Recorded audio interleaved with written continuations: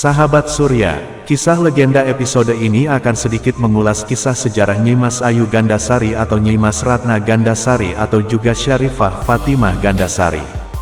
Berikut adalah ulasannya. Diceritakan Pangeran Cakrabuana biasa disebut Mbah Kuhusangkan bertapa di bawah sebuah pohon. Setelah itu beliau membangun padukuhan atau pemukiman yang semua tanamannya serba jadi dan tumbuh subur. Selanjutnya pemukiman itu menjadi masyhur dan terkenal dengan nama Padukuhan Pamuragan. Dititipkanlah Syarifah Fatimah Gandasari di pemondokannya Mbah Kuhu sehingga dipanggil dengan sebutan Nyai Mas Pamuragan. Nyai Mas Gandasari sering dikenal dengan nama Syarifah Mutmainah, putri Syekh Datuk Soleh dari Kerajaan Pasai. Dia merupakan adik kandung Fadilah Khan atau yang sering disebut Faletehan. Nyai Mas Gandasari konon dibawa serta Mbah Kuhu Cirebon saat dia pulang dari berhaji.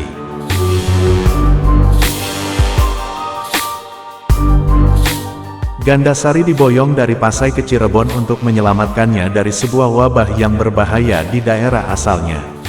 Setelah diajak menetap di Cirebon, Gandasari kemudian dididik oleh Mbah Kuhu Cirebon sehingga memiliki kemahiran bela diri yang tak tertandingi.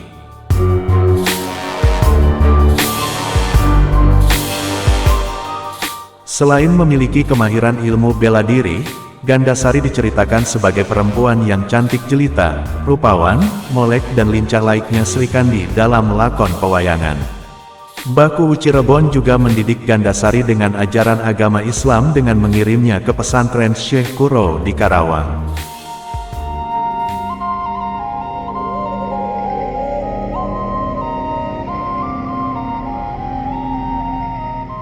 Dari pesantren yang berada di Karawanglah kemudian berita tentang kecantikan Gandasari menjadi perbincangan orang-orang dari berbagai daerah.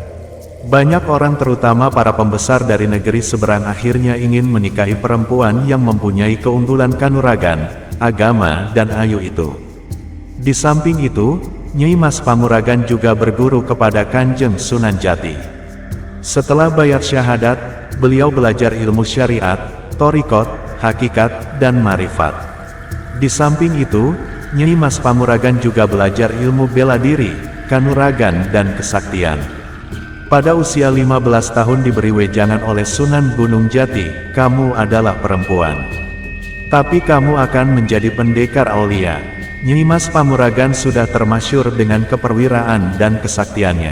Beliau juga terkenal dengan kecantikannya, sehingga dipanggil dengan sebutan Nyai Mas Ayu Gandasari. Artinya wanita yang kecantikannya tidak ada tandingannya dan tubuhnya harum semerbak. Tubuhnya berbau harum bagaikan bunga yang mekar di musim semi.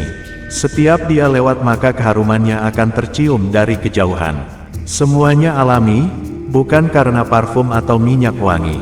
Banyak para pejabat, para pangeran, para gegedem, juragan, satria, syah bandar dan orang-orang terpandang dari berbagai negara berdatangan berduyun-duyun kepada Mbah Kuhu untuk melamar Nyai Mas Ayu Gandasari.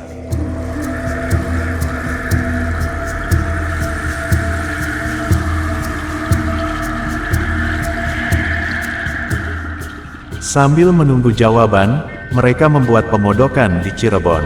Ki Kuhu berkata kepada Nyai Mas Pamuragan, putriku Gandasari aku minta kamu supaya mau bersuami.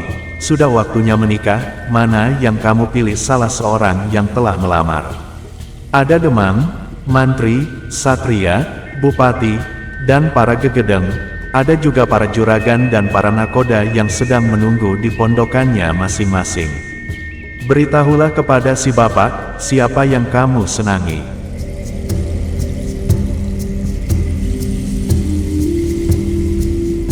Sang putri Gandasari menjawab, Rama. Sekarang sang putri belum suka bersuami. Masih enak mengolah diri atau belajar. Kemudian Ki Kuhu dengan bijak berkata, wahai putriku.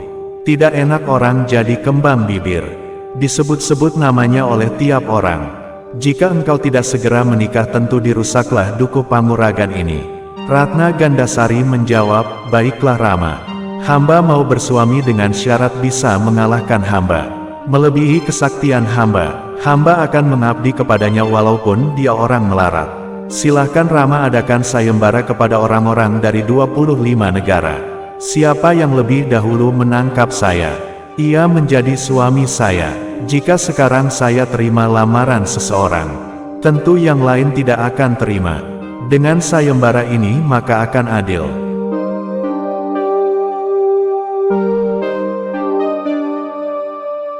Tersebutlah sebuah nama Magelung, seorang pemuda gagah dan tampan adalah seorang pengembara tak tentu arah. Tapi kakinya itu telah membawa dia berjalan ke arah barat laut dari tempat dia bertemu Sunan Gunung Jati. Langkah demi langkah dilewati hingga dia tiba di daerah yang disebut Selapandan. Semakin masuk ke perkampungan, dia menjumpai keramaian.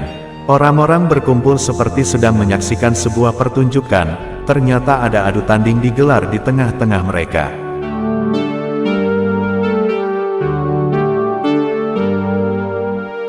Sayembara yang diikuti orang-orang sakti mandraguna dari berbagai daerah itu digelar oleh Ki Ageng Selapandan atau Mbah Kuwu Cirebon.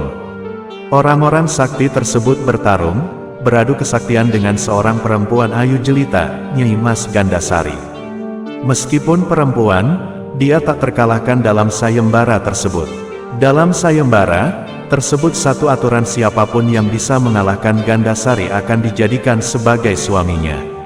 Namun sayang, nyatanya tidak ada satupun orang yang bisa mengalahkannya.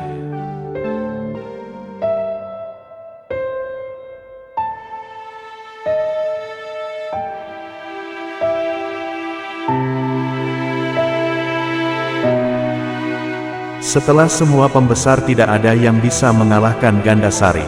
Magelung yang terpesona oleh Gandasari pun turut serta dalam sayembara.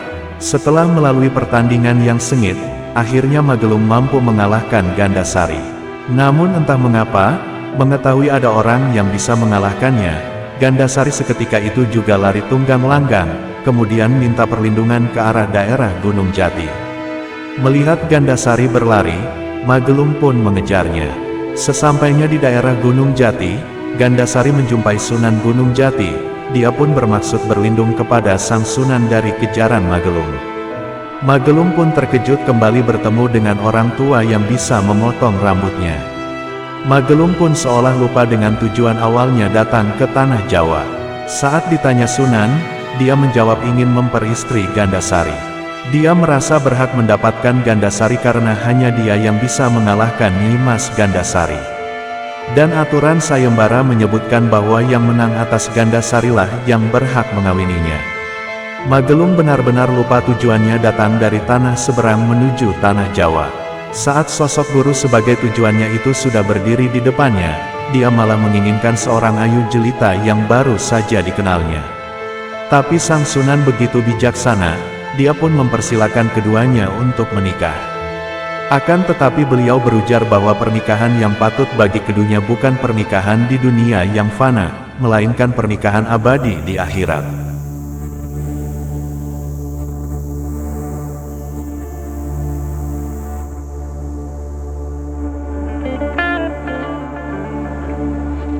Kedua insan manusia itu akhirnya mengerti yang dimaksud Sunan dan menerima keputusannya.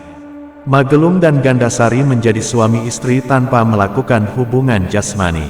Magelung dan Gandasari akhirnya menjadi murid Sunan Gunung Jati dan turut serta dalam upaya penyebaran ajaran agama Islam di Cirebon. Catatan juga menyebutkan keduanya memiliki peranan penting dalam penaklukan Raja Galuh dan Talaga oleh Cirebon. Pada masa selanjutnya, Magelung menetap di sebuah daerah yang dipenuhi belantara. Di daerah tersebut banyak tumbuh pohon kendala. Di daerah yang kita kenal sekarang sebagai Desa Karangkendal itu, Magelung mengajarkan ajaran Islam kepada para murid-muridnya.